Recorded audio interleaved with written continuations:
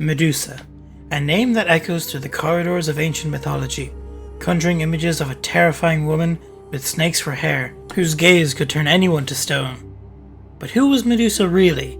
A monster to be feared? A victim of the gods? Or perhaps something much deeper? Join us as we delve into the origins, myths, and meanings behind one of Greek mythology's most captivating and misunderstood figures. To understand Medusa, we must first understand where she came from. Medusa is one of the three Gorgons, along with her sisters Setho and Euryale. According to Hesiod's Theogony, they were the daughters of Phorcys and Ceto, ancient sea deities who embodied the primal dangers of the ocean. While Setho and Euryale were immortal, Medusa was cursed with mortality. And unlike her sisters, Medusa was originally depicted as a beautiful woman. Her beauty, however, would prove to be both a blessing and a curse. Medusa served as a priestess in the temple of Athena, the goddess of wisdom and warfare. It is here where her tragic transformation began. In one of the most famous versions of the myth, Poseidon, the god of the sea, became enamored with Medusa's beauty. Now, the stories diverge on what happened next. Some say Poseidon seduced Medusa, others say he assaulted her, which is way more likely. Regardless, this act took place in Athena's temple, a grave desecration in the eyes of the goddess. Athena, enraged by this sacrilege, chose to punish Medusa.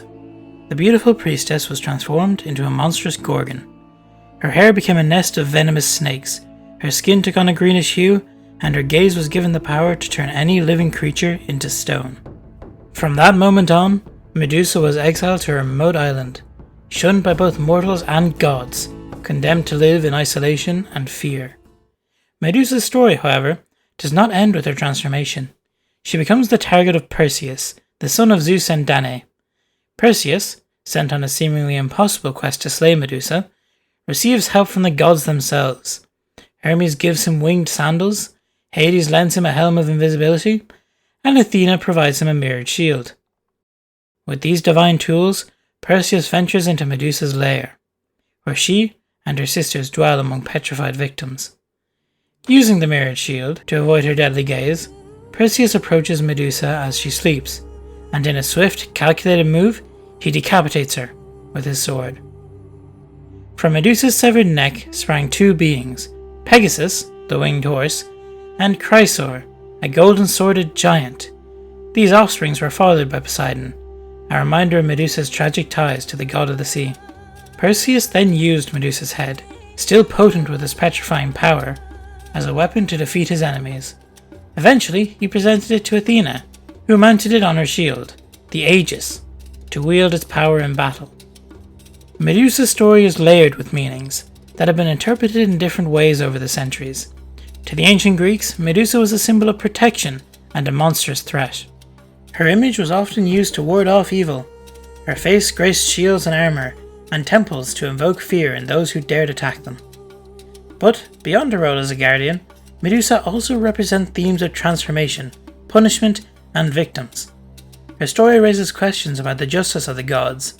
Was Medusa punished for her own actions, or was she unjustly cursed for a crime against her? In more recent times, Medusa has been reinterpreted as a symbol of female rage and resilience. Some scholars and artists see her as a victim of violence, a woman wronged by Poseidon's aggression and Athena's punishment. Medusa's influence extends beyond ancient mythology, and has permeated popular culture. She's appeared in countless films, television shows, books, and comics, often portrayed as a complex character, a villain, a victim, or an anti-heroine. Her likeness has even inspired fashion, such as the iconic Versace logo. To the modern day, Medusa continues to be an example of tragedy in Greek mythology. I hope you've enjoyed this dive into one of Greece's most tragic victims and most terrifying monsters. Like and subscribe if you have not done so, and I'll see you in the next one.